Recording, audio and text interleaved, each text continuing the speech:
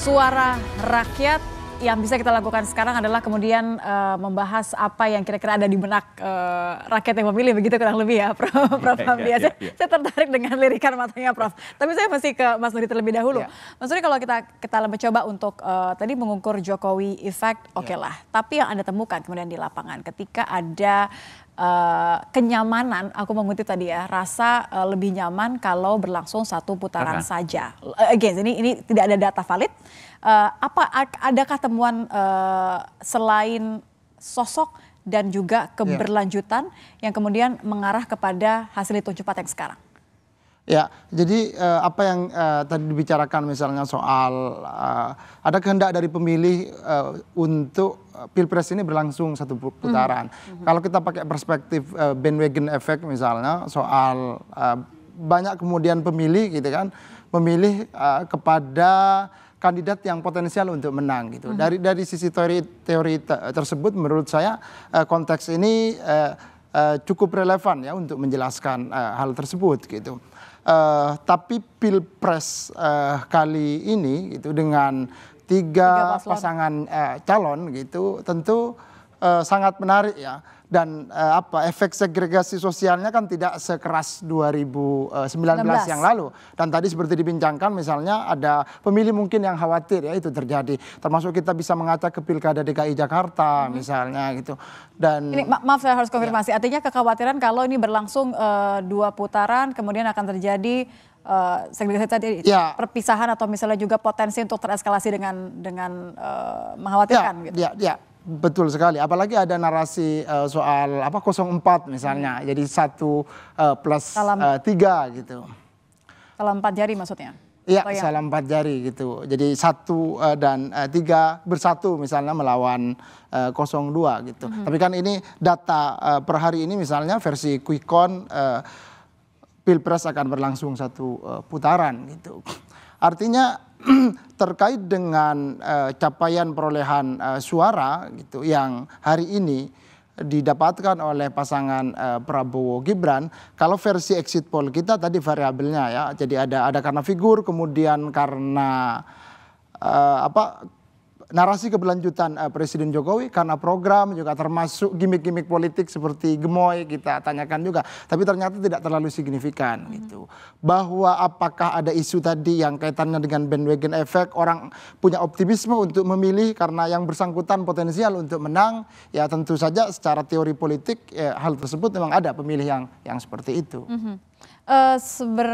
Bagaimana kita mencoba membaca psikologis pemilih ya, Prof ya, bahwa ini adalah pesta demokrasi yang saya boleh mengatakan kita belajar banyak dari 2019, katakan seperti dari pilkada. Dari 2017 juga pilkada. Iya, jadi artinya ada beberapa pesta demokrasi yang disikapi secara berbeda kali ini.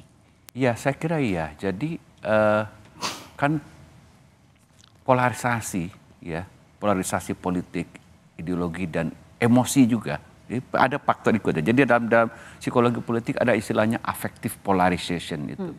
Jadi keterbelahan dan itu perasaan saling bermusuhan. Kalau berhadapin vis a vis itu keras sekali benturannya itu. Dan kita pernah masyarakat merasa trauma betul 2017 dan 2019. 2014 juga sebenarnya. Nah, kalau itu berlangsung berlarut-larut 2 putaran, orang kebayang ini 2 putaran kita bermusuhan terus gitu loh. Nah itu makanya mungkin membuat. Ini kan juga, maaf saya potong, ini kan juga yang terjadi di beberapa lokasi yang sebenarnya adalah kantung-kantung suara paslon nomor 3 saya yang ingin menjelaskan berubah. kenapa tadi dukungan masyarakat terhadap satu putaran itu selesai itu mengemuka. Selain itu keluar juga bahwa akan menghemat biaya 21 triliun itu gitu loh, mengurangi polarisasi, mengurangi konflik gitu, mengurangi ketidakpastian gitu loh. Kita cepat lebih selesailah urusan ini kan. Kalau putaran kedua kita masih gantung yang jadi presiden siapa ini. Dan itu juga mungkin ya bagi para investor misalnya, komisioner itu juga suasana yang tidak nyaman. Jadi dalam konteks itu mungkin banyak pihak-pihak merasa enak ini kalau selesai 1 putaran. Ini psikologis. Iya kan pemilih macam-macam kan. Ada juga investor, ada juga pelaku bisnis dan macam-macam, ada pedagang juga. Jadi oke, jadi mungkin itu membuat ada tambahan suara itu ke 02. Karena memang dari bandwagon effect tadi yang dikata Duri tadi, kalau itu bekerja ya, yang memang yang menang dalam jajak-jajak pendapat kan 02. Jadi sulit kita menerima logika, misalnya orang pengen 1 putaran, dia pilih 01, dia pilih 03, karena impossible kan. Kalau Anda pengen 1-2 putaran, 1 putaran, yang milihnya 02, kan begitu logiknya. Kalau di kantung-kantung yang tadi biasanya adalah milik dari paslon 3 atau lebih condong kepada paslon 1, tapi ternyata ada beberapa kemudian yang berubah gitu. Bagaimana Anda membacanya? Bagaimana poltreking membacanya? Ya, jadi di Jawa Tengah misalnya versi quick count, jadi perolehan Prabowo Gibran itu di 53% ya.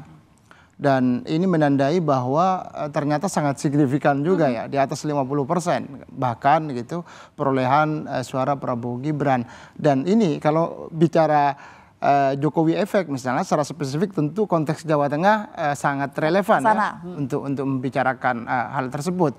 Artinya di poltreking kita nyebutnya ada fusi politik lah, 2 tokoh figur besar ini kan bersatu, dan ini sudah terjadi di awal-awal pemerintahan ya, waktu itu setelah terpilih di 2019, dan ini berlanjut gitu kan. Artinya ada apresiasi dari pemilih juga terhadap 2 figur tersebut. Secara spesifik tentu Prabowo ya yang mengalah kayak gitu kan, dan dirangkul oleh Presiden Jokowi kemudian bersatu.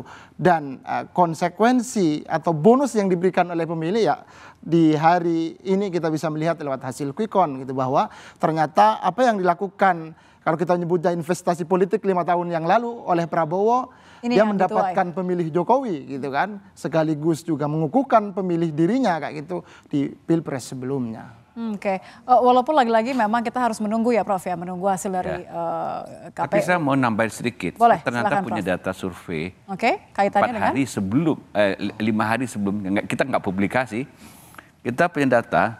Ternyata untuk Jawa Tengah itu terjadi split ticket voting. Split ticket voting. Artinya apa? Suara PDIP kan tidak tergerus untuk legislatifnya, tidak banyak. Tapi Ganjar tergerus banyak. Artinya pilihan terhadap partai, parpol dan paslon itu berbeda. Ini 2 hal yang jadi berbeda. mungkin dia pilih PDIP, tapi paslonnya 02. Itu namanya split ticket voting, dan itu terjadi. Apakah itu baru terjadi ketika pasca debat terakhir di masa-masa injury time, atau sebenarnya adalah sesuatu yang sudah terbaca sejak katakanlah sebulan terakhir? Ada datanya. Jadi kita juga punya data betul ternyata bahwa swing voter itu paling banyak terjadi di paslon pendukung Ganjar. Swing voters hanya terjadi di paslon nomor urut 3. Paling banyak terjadi di nomor urut 3. Iya. Oke, menarik. Baik, kalau begitu untuk menutup perbincangan kita pada hari ini, saya ingin mendengar terakhir penutup dari Mas Duri dan juga dari Prof Hamdi.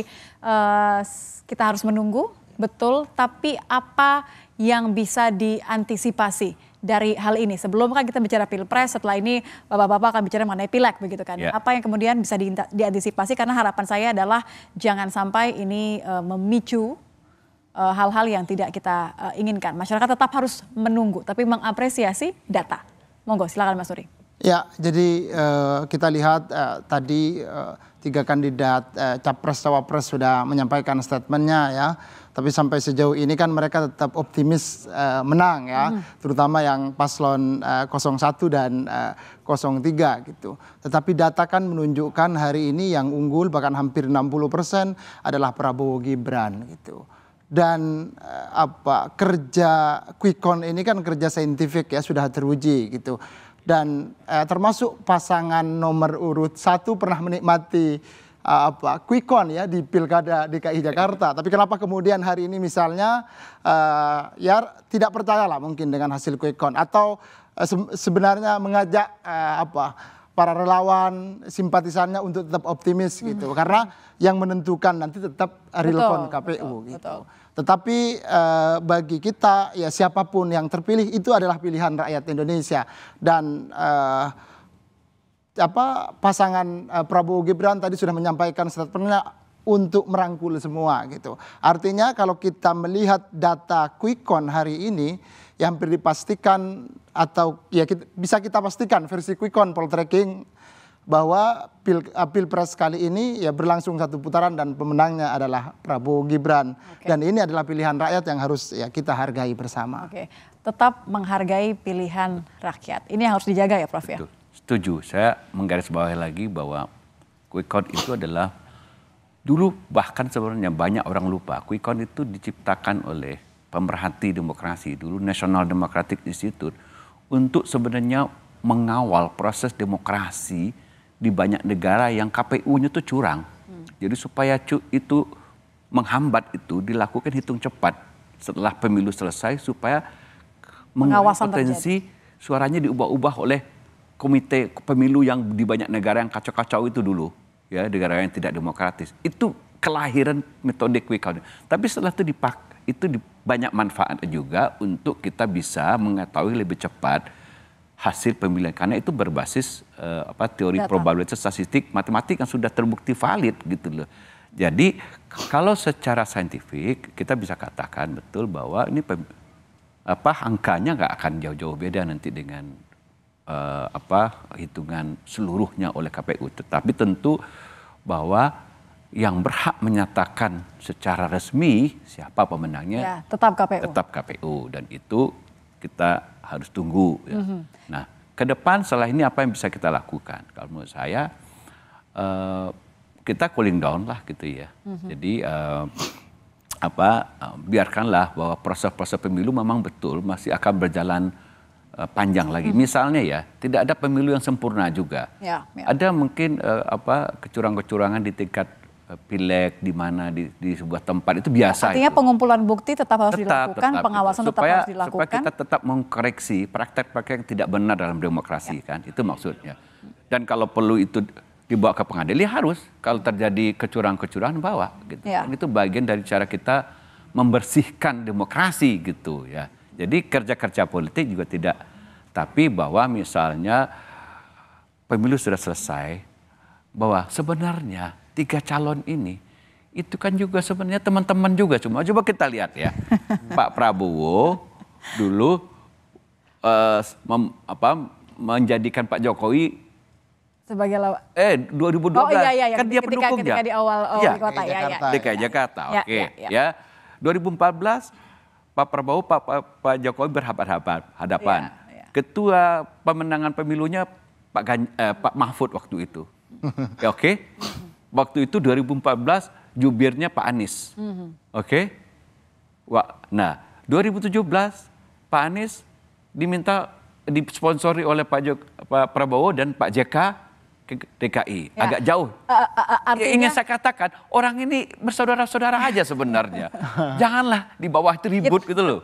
Kita semua menyikapinya dengan percaya dengan prosesnya, tetap mengawal, tapi tetap tidak boleh merespons secara berlebihan. Ya, karena ini bukan permusuhan, bukan perperangan, bahkan Cawapres itu ini adalah proses semua sebenarnya. Saya sepakat.